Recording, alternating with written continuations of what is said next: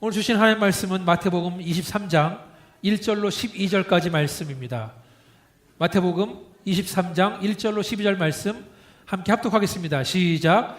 이에 예수께서 무리와 제자들에게 말씀하여 이르시되 서기관들과 바리새인들이 모세의 자리에 앉았으니 그러므로 무엇이든지 그들이 말하는 바를 행하고 지키되 그들이 하는 행위는 본받지 말라. 그들은 말만 하고 행하지 아니하며 또 무거운 짐을 묶어 사람의 어깨에 지우되 자기는 이것을 한 손가락으로도 움직이려 하지 아니하며 그들의 모든 행위를 사람에게 보이고자 하나니 곧 그 경문띠를 넓게 하며 옷수를 길게 하고 잔치의 윗자리와 회당의 높은 자리와 시장에서 문안받는 것과 사람에게 랍비라 칭함을 받는 것을 좋아하느니라. 그러나 너희는 랍비라 칭함을 받지 말라. 너희 선생은 하나요 너희는 다 형제니라. 땅에 있는 자를 아버지라 하지 말라. 너희의 아버지는 한 분이시니 곧 하늘에 계신 이시니라. 또한 지도자라 칭함을 받지 말라. 너희의 지도자는 한 분이니 곧 그리스도시니라. 너희 중에 큰 자는 너희를 섬기는 자가 되어야 하리라. 누구든지 자기를 높이는 자는 낮아지고 누구든지 자기를 낮추는 자는 높아지리라. 아멘. 같이 한번 기도하고 시작하시겠습니다. 아버지 하나님, 이 시간에 주 앞에 나왔습니다. 있는 모습 그대로 우리를 받아주시고 우리가 주 앞에 있을 때에 아버지 하나님 부끄러운 것 많으나 우리의 죄를 모두 걷어가 주시고 우리는 그저 하나님의 은혜만 사모하며 성령으로 충만하고 말씀으로 충만할 수 있도록 하나님 도와주시기를 간절히 원합니다. 주님 인도하여 주시옵소서. 예수님 이름으로 기도했습니다. 아멘. 네, 우리는 지난 몇 주간에 바리새인들과 사두개인들과 같은 유대인들의 그 종교 지도자에 대해서 함께 말씀을 나누면서 많은 생각을 나눠보았습니다.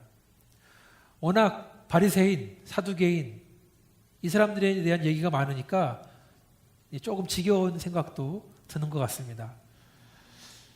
안타까운 것은 다음 주 말씀도 계속해서 이 종교 지도자들을 혼내는 장면이 더 나온다는 말씀입니다.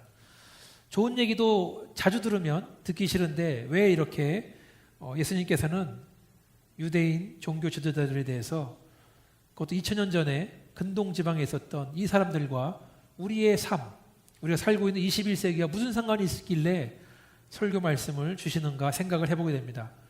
그런데 말씀을 전하는 이 목사로서 솔직히 말씀을 드리자면 그들을 향한 예수님의 말씀이 한마디 한마디가 회초리처럼 저의 마음에 박히는 심정입니다. 예수님께서 저를 보면서 저 들으라고 하시는 말씀처럼 또 제 마음을 아프게 하기도 합니다. 그렇다고 해서 이 말씀이 목사나 전도사 같은 사람들에게만 해당되는 것이 아닙니다. 어쩌면 이 말씀은 비록 2000년 전에 지난 세상에 살고 있던 2000년이 지난 우리들에게도 해당되는 말씀인 줄 믿습니다. 그렇다면 예수님께서는 과연 오늘 말씀을 통해서 저와 여러분에게 무슨 말씀하시는지 말씀을 잘 들으시기를 주님의 이름으로 축원합니다. 예수님 당시에 종교 지도자들은 과연 무엇을 잘못했길래 예수님께서는 그를 따르는 무리들과 제자들에게 경고의 말씀을 주시는 것일까요? 첫 번째로 그들은 말만 하고 행하지 않는 사람들이었다라는 것입니다. 2절에 보니까 서기관들과 바리새인들은 모세의 자리에 앉아있다라고 말합니다. 모세의 자리가 뭐냐면 모세는 하나님으로부터 율법을 10계명을 직접 받은 사람입니다. 모세가 10계명 받은 다음에 하나님 율법과 계명들은 점점 더 많아지고 발전해 왔습니다. 그런데 우리가 오해하지 말아야 될 것은 율법 자체에는 아무런 문제가 없다라는 것입니다. 문제는 말로만 말하고 지키지 않는 것이 문제다라는 것입니다. 그래서 예수님께서는 3절에서 그러므로 무엇이든지 그들이 말하는 바는 행하고 지키되 그들이 하는 행위는 본받지 말라라고 나와 있습니다. 그들이 하는 말은 다 옳다. 문제는 그들은 바른 말은 하지만 그것을 지키지는 않는다라는 것입니다. 그래서 예수님은 그들을 향해서 말만 하고 행하지는 않는 사람들이라고 하시는 겁니다. 저는 설교자로서 이 말씀이 아주 무겁게 느껴집니다. 만약에 제가 말로만 좋은 말, 옳은 말은 하는데 제 삶 속에 그러한 아름다운 모습이 없다면, 아름다운 열매가 없다면 어떻게 될 것인가? 제가 말로는 은혜로운 말, 거룩한 말을 하는데 만약에 제 심령이 황폐하고 메말라 있다면 어떻게 될 것인가? 어떤 설교자가 있는데 그 사람의 평소의 삶은 아주 영적이지 않고 한마디로 거지 같은 삶을 살고 있는데 어떤 유명한 목사님의 설교 원고를 읽는다고 해서 그 말씀이 과연 은혜가 될 것인가? 그 말씀을 들으면 성령께서 듣는 사람의 삶 속에 역사하실 것인가? 저는 그것은 불가능하다라고 생각을 합니다. 비록 지혜가 약하고 영적인 능력이 없는 것 같지만 설교자는 본인이 살아가면서 받은 은혜, 체험한 은혜, 자신의 부족했던, 잘못했던, 실수했던 부분들을 반성하면서 그렇지만 그 속에 역사하신 하나님의 은혜를 나눌 때에 그 설교 말씀에 하나님의 능력이 있는 줄 믿습니다. 믿으시면 아멘 하시기 바라겠습니다. 아멘. 그래서 저는 어떤 사람의 좋은 말만 듣고 그 사람이 하는 행동은 본받지 말라, 이 말은 틀렸다고 생각합니다. 오히려 말은 번지르르하게 잘 하는데 그의 삶이 엉망이라면 그 말을 듣는 사람들도 똑같이 된다. 예를 들어서 도둑질하는 부모가 자기 자식들한테는 너희들은 절대로 도둑질하지 말라 라고 말한다고 해서 애들이 얘기를 들을까요? 맨날 거짓말하고 사기치는 사기꾼이 자기 애들한테는 너희들은 절대로 사기치지 말라 그러면 아이들이 그렇게 할까요? 저는 아니라고 생각합니다. 오히려 입으로는 바른 말을 하지만 행동으로 잘못된 삶을 산다면 그 자녀건 그 얘기를 듣는 사람이건 똑같이 말로는 바른 말을 하지만 행동으로는 잘못된 행동, 남을 속이는 행동, 사람들을 의식해서 사람들 앞에서는 그럴듯하게 행동을 하지만 아무도 보지 않을 때는 아무렇게나 산다는 것입니다. 그래서 저는 빌 하이벨스 목사님의 책 제목이 이렇습니다. 아무도 보는 이 없는 때 당신은 누구인가? 영어로 Who are you when no one is looking? 아무도 보는 이 없을 때 당신은 누구인가? 아무도 보지 않을 때 올바르게 사는 사람이 바로 거룩한 사람인 줄 믿습니다. 예수님께서는 종교지도자를 이렇게 평가했습니다. 그들은 말만 하고 행하지는 않는다. 이런 얘기가 있습니다. 정치가들은 전쟁을 일으키지만 전쟁에서 나가 죽는 사람들은 아무것도 모르는 순진한 젊은이들이다.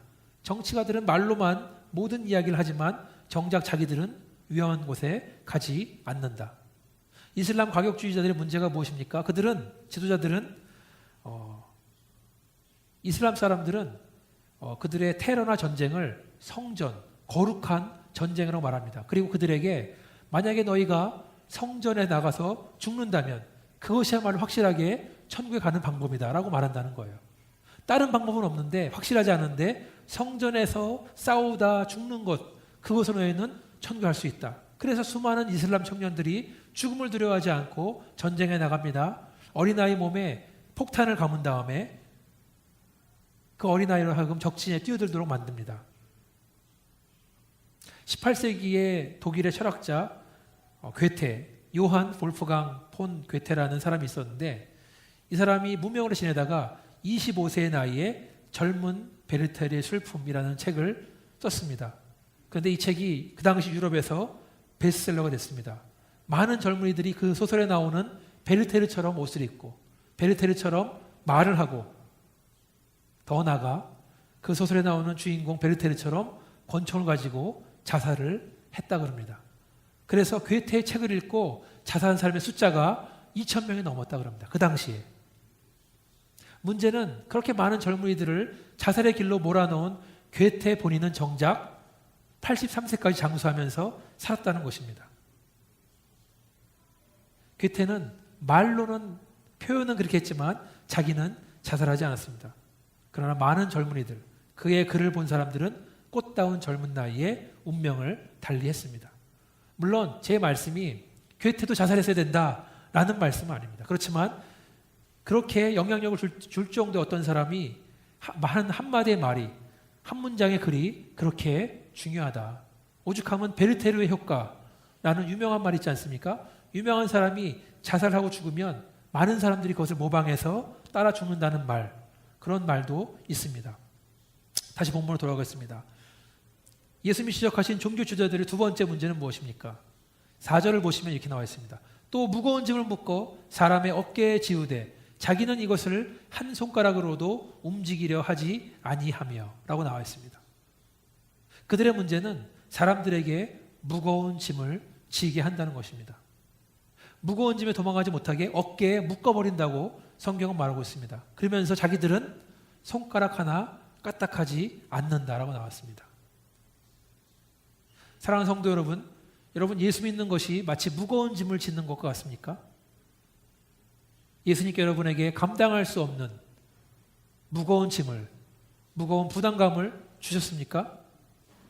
만약 여러분 예수님 때문에 무거운 짐을 지고 있다, 감당할 수 없는 짐을 지고 있다면 잘못된 것입니다. 예수님 말씀하시기를 수고하고 무거운 짐진 자들아 다 내게로 오라. 내가 너희를 쉬게 하리라. 나는 마음이 오냐고 겸손하니 나의 멍에를 메고 내게 배우라. 그리하면 너희 마음이 쉼을 얻으리니 이는 내 멍에는 쉽고 내 짐은 가벼움이라 하시니라. 마태복음 11장 28절에 30절까지 말씀입니다.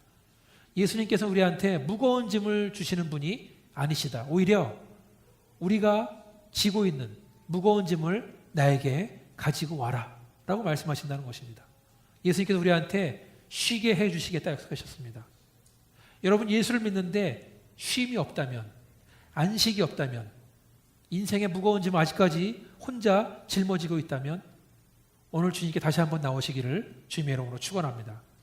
예수님은 마음이 온유하신 분이십니다. 겸손하신 분이십니다. 그래서 우리가 예수님을 알면 알수록 예수님 우리 마음속에 쉼을 주시겠다, 안식을 주겠다 약속하셨습니다. 교회 봉사가 무겁다면 내려놓고 안식을 누리시기를 바라겠습니다. 새벽기도, 성경 읽기, 헌금하기, 11조하기 등등 이러한 일들이 여러분을 짓누르고 있다. 그러면 안 하셔도 됩니다. 그저 주님께 나와서 그분 안에서 안식을 누리시기를 주님의 이름으로 축원합니다.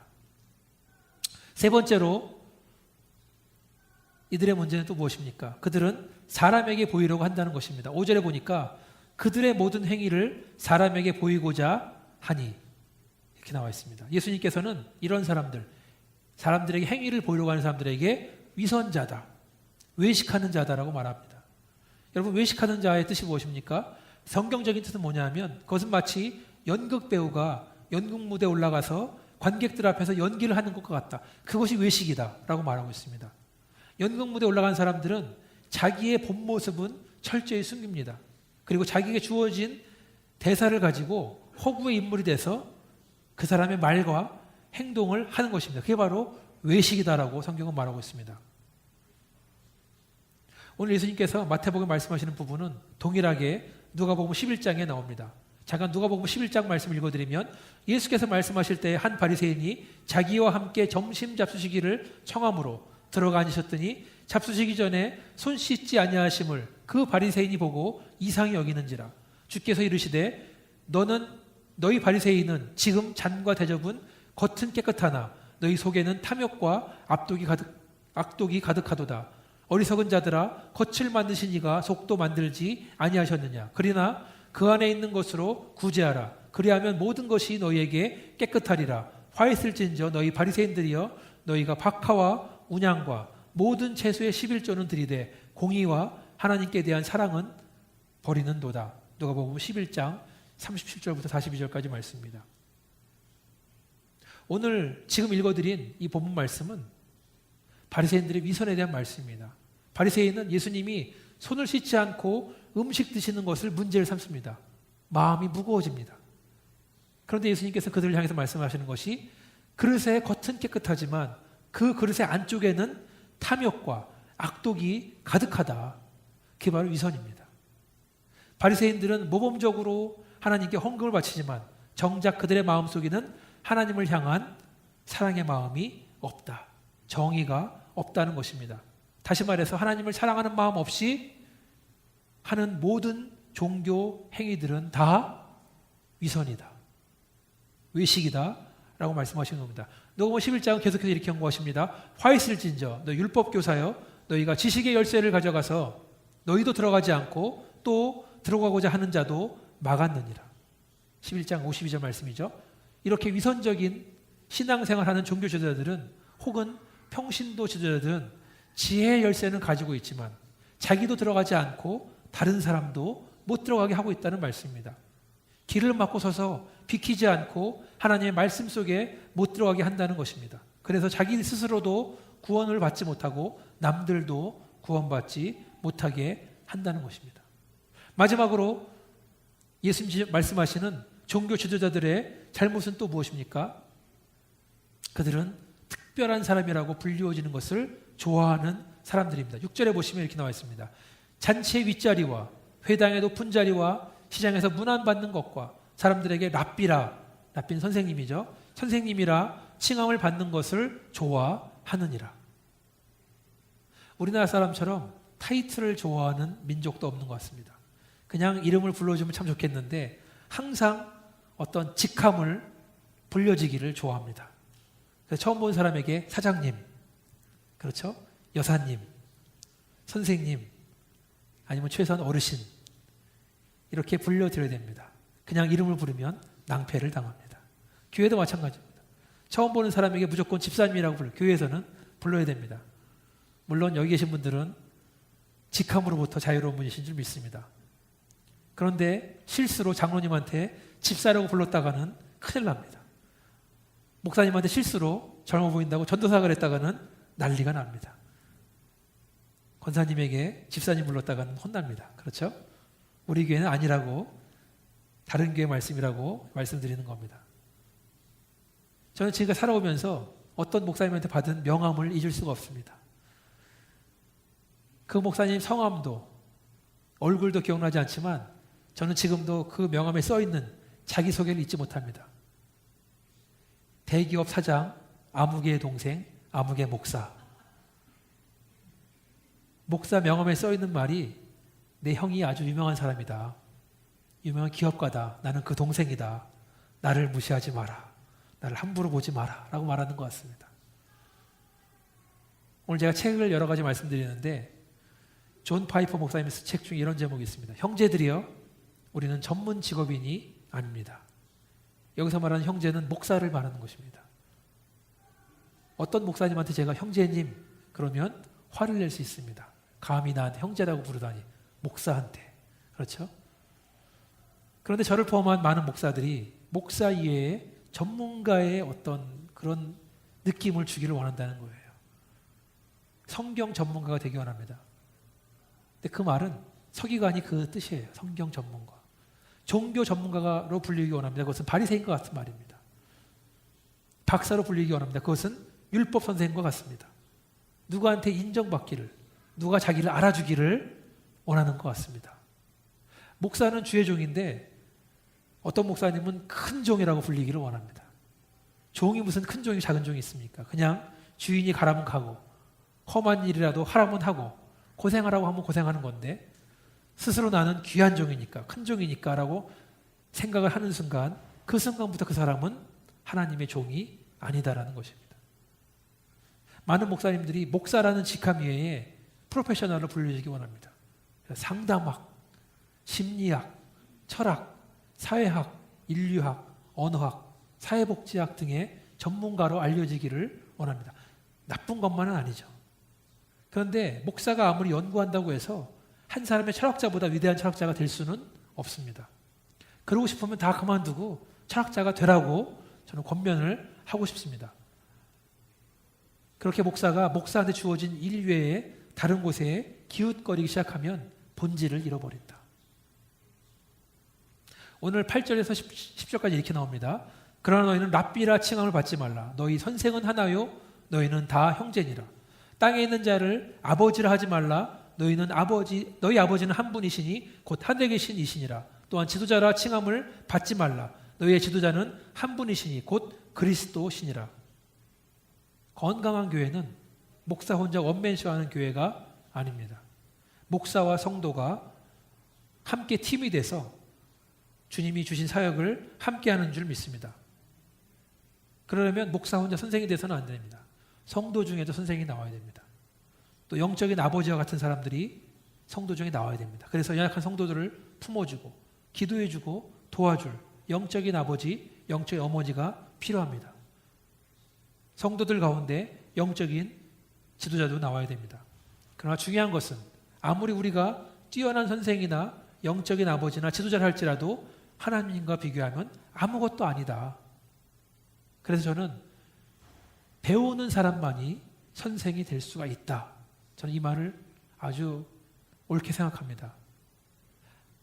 아들과 같이 겸손한 사람이야말로 아버지가 될 수 있다. 종과 같이 섬기는 사람이야말로 지도자가 되는 줄 믿습니다. 오늘 본문의 말씀을 마무리하는 말씀 보시면 11절과 11절 이렇게 나와 있습니다. 너희 중에 큰 자는 너희를 섬기는 자가 되어야 하리라. 누구든 자기를 높이는 자는 낮아지고 누구든 자기를 낮추는 자는 높아지리라. 어쩌면 우리가 마태복음을 함께 배우면서 반복적으로 들은 말씀입니다. 섬김을 받기 원한다면 먼저 섬겨야 된다. 먼저 자기를 낮춰야 높아질 것이다. 이 말씀을 단순하게 생각하면 마치 우리가 섬김 받기 위해서 높아지기 위해서 잠깐 낮아지면 된다라고 교회에 오해할 수가 있습니다. 근데 여러분 그렇습니까? 저는 교회에서 쭉 관찰해 보니까 교회 안에서 보니까 섬기는 사람만 섬기더라. 자기를 낮추는 사람만 낮추더라. 교회에서 꾸준히 하는 사람만 꾸준히 일을 하더라. 남들 하기 싫어하는 일을 그 사람만 하더라라는 것입니다. 재밌는 말씀을 드리면 제가 젊었을 때 그 찬양팀 밴드에 들어갔습니다. 그래서 그 찬양팀에서 기타도 치고 베이스기도 치면서 연주했었는데 제가 가장 먼저 한 일이 뭔지 아십니까? 가장 먼저 한 일은 의자를 나르고 스피커를 나르고 악기를 세팅하고 끝난 다음에 또 그것을 정리하는 것을 배웠습니다. 악기 연주는 나중에 시키더라고요. 근데 그거를 처음은 할 줄 알았더니 끝까지 제가 하는 거예요. 그래서 제 친구랑 둘이 마주보면서 이렇게 얘기했습니다. 어째 우리는 몇 년 동안 똑같이 악기 나르고 의자를 정리할까? 그런 얘기를 한 적이 있습니다. 그런데 섬기는 일을 계속하면 그 섬김이 몸에 배는 줄 믿습니다. 그래서 나중에 꼭 내가 보상받아야지 그런 생각 들지가 않아요. 그저 내가 조금 고생함으로써 다른 사람들이 편하다면 그걸로 만족이다라는 생각이 드는 줄 믿습니다. 저는 그게 섬김이 주는 행복인 줄 믿습니다. 너무 나중에 받을 것만 생각하고 하면은 뭐가 아까운 거예요. 언제까지 내가 해야 되나. 저는 그렇게 다른 사람을 섬기는 모습으로 가득한 우리 아리조나 한인침례교 되기를 주님의 이름으로 축원합니다. 오늘 본문의 마지막이 겸손과 섬김으로 마무리가 되어 있습니다. 그런데 오늘 저는 설교를 준비하면서 계속해서 병행 구절로 떠오른 말씀이 있습니다. 우리는 종교자들이 행위 중심적인 신앙, 겉모습만 보여주는 신앙, 사람들이 알아주고 인정해 주기를 바라는 신앙을 함께 봤습니다. 시편 51편 말씀은 이렇게 나와 있습니다. 주께서는 제사를 기뻐하지 아니하시나니 그렇지 아니하면 내가 드렸을 것이라. 주는 번제를 기뻐하지 아니하시나이다. 하나님께서 구하는 제사는 상한 심령이라. 하나님이여 상하고 통회하는 마음을 주께서 멸시하지 아니하시리이다. 시편 51편 16에서 17절 말씀입니다. 저는 예배를 인도하는 목사로서 하나님은 예배를 가장 기뻐하시는 줄 알았습니다. 그런데 하나님께서는 겉으로만 화려하게 그럴듯하게 드리는 예배를 더 이상 좋아하지 아니하신다는 것을 발견합니다. 오히려 하나님 기뻐하시는 것은 기뻐하시는 예배, 찾으시는 예배는 바로 상한 심령으로 드리는 예배라는 것입니다. 상하고 통회하는 마음으로 드리는 예배를 하나님이 기뻐하신다는 것입니다. 예배를 좀 당당하게 떳떳하게 드리면 좋을 것 같은데 그럴듯하게 드리면 좋을 것 같은데 왜 하나님은 상한 심령을 찾으시는 것입니까? 왜 우리는 예배를 떳떳하게 드리는 것이 아니라 상한 심령을 드려야 됩니까? 다른 성경의 번역을 보니까 상한 심령을 이렇게 말하고 있습니다. 찢겨진 심령, 상하고 통회하는 마음을 찢겨지고 짓밟힌 마음, 겸손하게 뉘우치고 회개하는 마음이라고 번역을 하고 있습니다. 왜 하나님께서는 우리의 찢겨진 심령, 찢겨진 마음, 그 마음을 기뻐 받으신다고 하실까요? 여러분, 지금 읽어드린 시편 51편은 다윗이 쓴 시입니다. 그런데 시편 51편의 성경에 보시면 맨 위에 보면은 설명이 나와 있는데 어떻게 나와 있냐면 다윗의 시, 인도자를 따라 부르는 노래, 다윗이 밧세바와 동침한 후 선지자 나단이 그에게 왔을 때 그때 지은 시가 시편 51편의 말씀이에요. 자, 어떤 사건이 있었습니까? 다윗은 전쟁 중에 전쟁에 나가지 않고 순간의 정욕에 이끌려서 자기의 부하 우리아 장군의 아내인 밧세바와 동침을 합니다. 그렇게 한 번 잘못으로 지나간 줄 알았었는데 소식이 오죠. 밧세바로부터 임신을 했다라는 말을 듣습니다. 다윗은 어떻게 합니까? 지금이라도 잘못을 뉘우치고 회개하고 이를 바로잡으면 되는데 전쟁 중에 있는 밧세바의 남편 우리아를 불러드립니다. 그런 다음에 전쟁 중에 온 자기의 신하 장군인 우리아한테 술 잔뜩 먹이는 거죠. 그런 다음에 오늘은 집에 가서 쉬어라. 그런데 우리아는 충성스러운 종이었습니다. 집에 가지 않고 길바닥에서 잠을 잡니다. 전우들이 싸우고 있으니까. 그 얘기를 들은 다윗이 다음날 또 불렀습니다. 더 술을 먹이고 더 맛있는 음식 해줍니다. 오늘은 집에 들어가서 자라. 그런데 다윗 집에 안 들어가죠. 또 길바닥에서 잠을 잡니다. 그 다음에 다윗은 더 악한 계획을 세웁니다. 어떻게 합니까? 우리아한테 비밀 편지를 줍니다. 이것을 사령관한테 전해달라. 비밀 편지이기 때문에 열어봐서는 안 됩니다. 그 편지의 내용은 사령관을 시켜서 우리아를 전투 가장 치열한 곳 한가운데 둔 다음에 다 후퇴해라. 그런 다음에 우리아를 죽게 만들어라. 그런 악한 명령이 써 있습니다. 우리아는 계획대로 죽습니다. 그리고 다윗은 우리아의 아내인 밧세바를 자기의 아내로 받아들입니다. 모든 문제가 해결된 것 같습니다. 자기의 부끄러움을 아는 사람은 없는 것 같습니다. 그러나 하나님께서는 이 모든 것을 보셨습니다. 하나님은 분노하셨습니다. 그래서 하나님은 선지자 나단을 다윗에게 보냅니다. 나단은 다윗에게 한 이야기를 들려줍니다. 제가 이 부분은 사무엘서 12장 말씀을 읽어드리도록 하겠습니다. 잘 들어보세요. 여호와께서 나단을 다윗에게 보내시니 그가 다윗에게 가서 그에게 이르되 한 성읍에 두 사람이 있는데 한 사람은 부하고 한 사람은 가난하니 그 부한 사람은 양과 소가 심이 많으나 가난한 사람은 아무것도 없고 자기가 사서 기르는 작은 암양 새끼 한 마리뿐이라. 그 암양 새끼는 그와 그의 자식과 함께 자라며 그가 먹는 것을 먹으며 그의 잔으로 마시며 그의 품에 누움으로 그에게는 딸처럼 되었거늘 어떤 행인이 그 부자에게 오매 부자가 자기에게 온 행인을 위하여 자기의 양과 소를 아껴 잡지 아니하고 가난한 사람의 양 새끼를 빼앗아다가 자기에게 온 사람을 위하여 잡았나이다 하니 다윗이 그 사람으로 말미암아 노하여 나단에게 이르되 여호와의 살아계심을 두고 맹세하노니 이 일을 행한 그 사람은 마땅히 죽을 자라. 그가 불쌍히 여기지 아니하고 이런 일을 행하였으니 그 양 새끼를 4배나 갚아 주어야 하리라 한지라.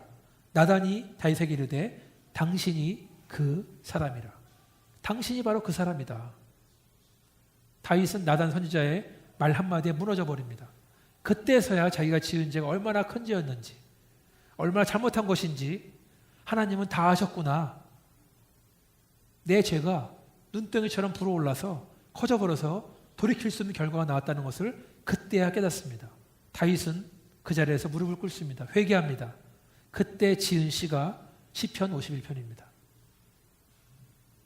상한 심령, 상하고 찢어진 마음이 바로 다윗의 마음이었습니다. 하나님은 위선적으로 드리는 화려한 예배, 풍성한 예배보다 가슴을 치며 통곡하는 예배를 찾으시고 기뻐 받으신다는 것입니다. 여러분, 다윗은 나단이 왔을 때 안 그런 척 할 수 있었습니다. 속으로는 썩어 들어가지만 겉으로는 아무렇지 않은 척 할 수 있었습니다. 능숙한 연극 배우처럼 위선적인 모습으로 거룩한 척, 난 아니다라고 할 수 있었습니다. 그러면서 나단 정도는 아무도 모르게 죽일 수도 있는 권력도 있었습니다. 다윗은 자기의 죄를 인정하기에는 너무나 잃을 게 많았어요. 가진 게 많았습니다. 그러나 그는 나단의 말을 하나님의 말로 받아들입니다. 늦었지만 더 늦기 전에, 더 나빠지기 전에 하나님 앞에 무릎을 꿇습니다. 위선적인 예배, 겉으로만 화려한 예배에서 벗어나서 이제는 마음의 예배, 눈물의 예배, 애통하는 예배를 드리게 됩니다. 저는 우리의 삶이 그렇게 진실한 삶이 되기를 희망합니다. 우리 예배가 그런 예배가 되었으면 좋겠습니다. 찢어진 마음, 상한 심령으로 주 앞에 나오시기를 주님의 이름으로 축원합니다. 우리는 사람의 겉모습을 보지만 하나님은 우리의 중심, 우리의 심령을 보시는 줄 믿습니다. 하나님은 다 아십니다. 우리가 괜찮은 척, 우리가 잘 살고 있는 척, 아무 문제 없는 척하고 있지만 하나님은 다 아십니다. 그래서 우리에게 있는 모습 그대로 나오라고 말씀하십니다. 수고하고 무거운 모든 짐을 다 내려놓으라고 말씀하십니다. 말씀 마무리하겠습니다. 한 1분 정도 말씀 생각하면서 같이 기도하기 원합니다. 상한 심령, 찢어진 마음으로 나온 우리 한 사람 한 사람 주께 나오시기를 바랍니다. 같이 한번 기도하시겠습니다. 아버지 하나님 감사합니다. 주님께서 아버지 오늘 말씀을 통해서 우리에게 주시는지 믿습니다. 아버지 하나님 역사하여 주시고 도와주시기를 간절히 원합니다. 아버지 주께서 힘내주셔서 아버지 주께서 도와주시기를 간절히 원합니다.